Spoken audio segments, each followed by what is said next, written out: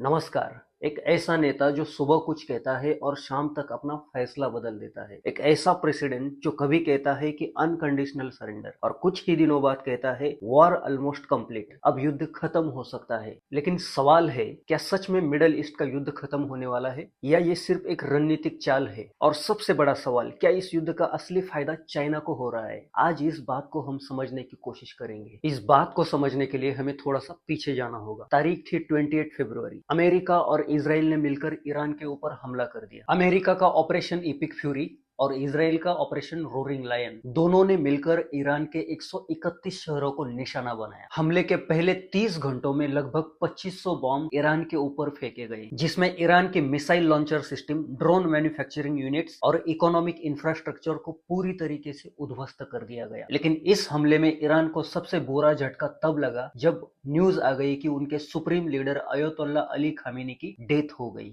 और पूरी दुनिया में सबने यही जज कर लिया कि अब ईरान सरेंडर कर देगा। लेकिन बड़ी हैरानी वाली बात थी, ईरान ने सरेंडर करने की बजाय अपनी जामकरन मस्जिद पर रेड कलर का फ्लैग होइस्ट किया। मतलब साफ था, ईरान झुकेगा नहीं। बदले में आग में डूबा ईरान, उसने भी अपना ऑपरेशन ट्रू प्रॉमिस 4 शुरू कर दिया। मिडल ईस्ट में जहां जहां अमेरिका के मिलिट्री पोस्ट है वहां पर ईरान ने हमला शुरू कर दिया। शुरुआत में ही उसने अमेरिका और इजराइल को कुछ झटके दिए। उसने यूएस और इजराइल की डिफेंस सिस्टम तबाह कर दी। लेकिन यहाँ पर एक साइकोलॉजिकल गेम भी शुरू हो गया। दोनों तरफ से दावा किया गया कि एक दूसरे को उन्होंने बहुत ही कुछ मैक्सिमम डैमेज पहुंचाया है। डोनाल्ड ट्रंप ने तो यह भी दावा कर दिया कि ईरान के पास अब नेवी नहीं है और एयरफोर्स भी नहीं है। लेकिन यही से असली कहानी शुरू होती है, क्योंकि युद्ध खत्म होने के बजाय यहाँ से स्थिति और ज्यादा खतरनाक हो गई। अब आते हैं हम ईरान के ऊपर। ईरान को अच्छी तरीके से पता था वो अमेरिका के सामने नहीं टिक पाएगा, लेकिन अमेरिका के ऊपर प्रेशर बनाना भी बहुत इंपॉर्टेंट था। अगर प्रेशर नहीं बनाएंगे तो अमेरिका रुकने वालों में से नहीं है। ईरान ने अपनी स्ट्रेटेजी थोड़ी सी चेंज कर दी। उन्होंने अमेरिकन डिफेंस पोस्ट पर हमला करने की बजाय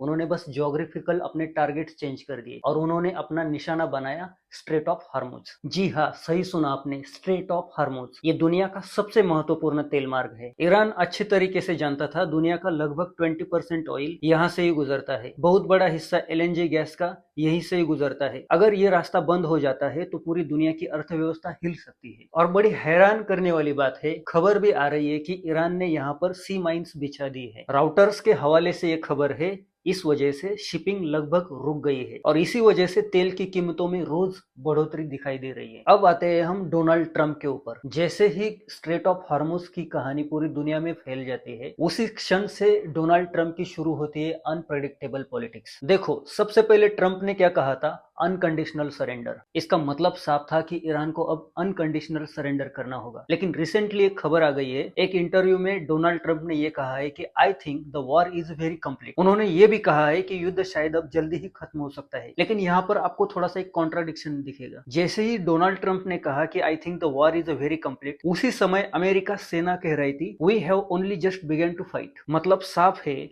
व्हाइट हाउस और मिलिट्री दोनों के बयान अलग अलग है और इसी बात को लेकर मन में बहुत सारे डाउट्स तैयार हो जाते हैं। क्या ये अमेरिका की कोई नई स्ट्रेटेजी तो नहीं? क्योंकि युद्ध में बस हमेशा एक दूसरे के ऊपर मिसाइल नहीं दागी जाती, एक दूसरे को कंफ्यूज करके भी लड़ाई लड़ी जाती है। लेकिन मन में फिर भी एक सवाल आता है, आखिर डोनाल्ड ट्रंप ऐसी नरमाई की भाषा क्यों कर रहे हैं? क्योंकि इस युद्ध का सबसे बड़ा जियोपॉलिटिकल सवाल भी है। अगर अमेरिका ईरान से युद्ध करता है तो फायदा किसे होगा? बहुत सारे लोगों का कहना है कि इसका सरल और सीधा फायदा चाइना को पहुंच रहा है। क्यों?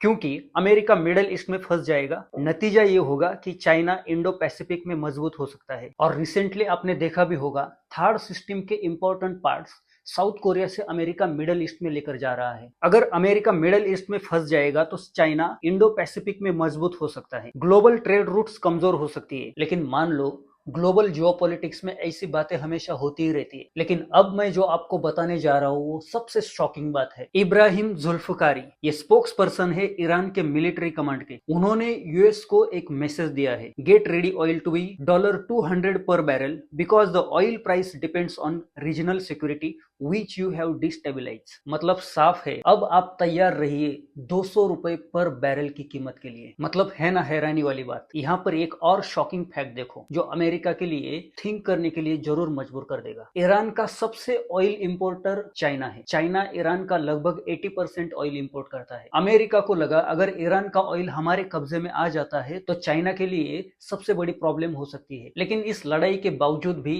ईरान चाइना को अपना ऑयल एक्सपोर्ट कर रहा है। मतलब साफ है, अगर अमेरिका लड़ता रहेगा तो चाइना फायदा उठा सकता है। और मान लो चाइना के लिए वर्स्ट से वर्स्ट सिचुएशन आ गई, चाइना को ऑयल ही नहीं मिल गया, तब भी चाइना सर्वाइव कर सकता है। क्यों? क्योंकि चाइना के पास ऐसे स्ट्रेटेजिक ऑयल रिजर्व है जो उसे 100 दिनों तक सर्वाइव करने में हेल्प कर सकता है। और मान लो लड़ाई उससे भी आगे निकल गई, तब भी चाइना ने ऐसे कुछ स्ट्रेटेजिक प्लान बनाकर रखे हैं जो उसे कहीं पर भी नुकसान नहीं दे सकते। सबसे बड़ा एग्जाम्पल है रशिया। रशिया चाइना को ऑयल एक्सपोर्ट कर सकता है। और जब अब बात रशिया की आ गई है तो थोड़ा हम पुतिन के ऊपर भी बोलते हैं। इस पूरे संघर्ष में व्लादिमीर पुतिन भी एक महत्वपूर्ण खिलाड़ी है और इस लड़ाई में रशिया का दृष्टिकोण भी साफ है। पुतिन को अच्छी तरीके से पता है अगर मिडल ईस्ट हमेशा युद्ध में बिजी रहेगा तो एनर्जी की प्राइसेस बहुत बढ़ने वाली है और इसका सीधा फायदा उसके रशिया को मिलने वाला है। इसीलिए रशिया तो बस बाहर से मजे देख रहा है। रशिया साफ तौर पर इस युद्ध में कहीं पर भी आपको उतरता हुआ नहीं दिख रहा है, बल्कि सुनने में तो ये भी आ रहा है कि उसका तो ये स्ट्रेटेजिक प्लान है वेस्टर्न कंट्रीज इस युद्ध में और फंसते रहे ताकि वो यूक्रेन के ऊपर हमला और तेजी से कर दे। मतलब साफ है, there is a win win situation for both China and Russia. और ये बात डोनाल्ड ट्रंप के समझ में अच्छी तरीके से आ गई है। तो फिर सबसे पहले सवाल है, क्या डोनाल्ड ट्रंप इन सब बातों को ध्यान में रखकर अपना वॉर बंद कर सकते हैं? अगर आप सोच रहे होंगे कि डोनाल्ड ट्रंप युद्ध बंद कर सकते हैं तो आपकी ये सबसे पहले स्ट्रेटेजिक भूल हो सकती है। अगर हम ट्रंप की राजनीति देखें तो ये नया नहीं है, कई बार अपने स्टेटमेंट्स पर उसने यूटर्न लिया है। इसे हम एक एक उदाहरण के तौर पर देखेंगे। सबसे पहला नंबर आता है नॉर्थ कोरिया। नॉर्थ कोरिया के लिए उन्होंने कहा था फायर एंड फ्यूरी। बाद में उसी नॉर्थ कोरिया के तानाशाह किम जोंग उन से उन्होंने दोस्ती भी। अफगानिस्तान के लिए उन्होंने कहा वॉर कंटिन्यू, फिर अचानक विड्रॉल की घोषणा कर दी। यही हाल सीरिया में भी रहा। उन्होंने पहले कहा कि सीरिया में यूएस ट्रूप्स होना बहुत जरूरी है और बाद में अचानक विड्रॉल का ऑर्डर भी यही डोनाल्ड ट्रंप ने दिया। मतलब ये डोनाल्ड ट्रंप की पहले से यूटर्न वाली पॉलिसी है। उसकी रणनीति का बेस्ट आधार होता है पहले दबाव बनाओ फिर अचानक से निगोशिएशंस करो। और मान लो डोनाल्ड ट्रंप ने ये डिक्लेयर कर दिया कि we are going to stop the war, then what will happen? फिर यहाँ पर सबसे महत्वपूर्ण भूमिका आती है इजराइल की। इजराइल इस मिडिल ईस्ट में एक महत्वपूर्ण ऐसा खिलाड़ी है। रिपोर्ट्स कहती है कि इजराइल चाहता है ईरान की मिलिट्री कैपेसिटी पूरी तरीके से खत्म की दी जाए और इसीलिए इजराइल डोनाल्ड ट्रंप के इस डिक्लेरेशन से पहले ही अधिक से अधिक नुकसान इस ईरान को पहुंचाना चाहता है। अब फिर हम डोनाल्ड ट्रंप के ऊपर आते हैं। क्या होगा अगर उसने वॉर एंड की डिक्लेरेशंस कर दी?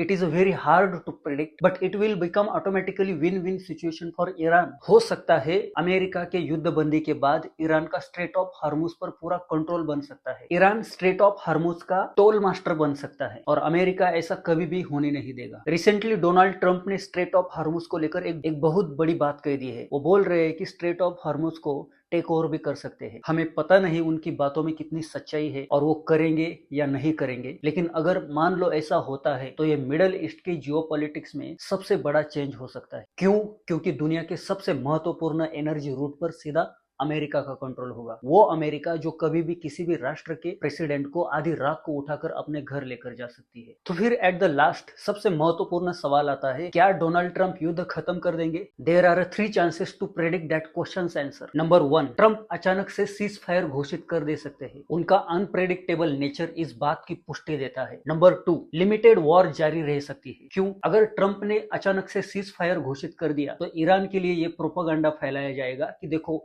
इस दुनिया में ट्रंप पीछे हट गया, अमेरिका पीछे हट गई और डोनाल्ड ट्रंप अमेरिका की छवि को नुकसान पहुंचाने वाला कोई भी कदम नहीं उठा सकते। और नंबर 3, कॉन्फ्लिक्ट और बड़ा हो सकता है, हालांकि इसके चांसेस कम लग रहे हैं। जाते जाते मैं आपको बस यही बात बोलना चाहता हूँ, इस पूरे संकट में एक बात तो साफ है, ये सिर्फ मिडल ईस्ट का युद्ध नहीं है, ये एक ग्लोबल पावर गेम है जहाँ United states, China, Russia, Iran, Israel सब अपने अपने खेल खेल रहे हैं और इस पूरे खेल के बीच में खड़े हैं डोनाल्ड ट्रंप, एक ऐसा नेता जिसकी सबसे बड़ी पहचान है अनप्रेडिक्टेबिलिटी। इसीलिए असली सवाल अभी भी है, क्या ट्रंप युद्ध खत्म करेंगे या फिर ये सिर्फ एक नई राजनीति की शुरुआत है?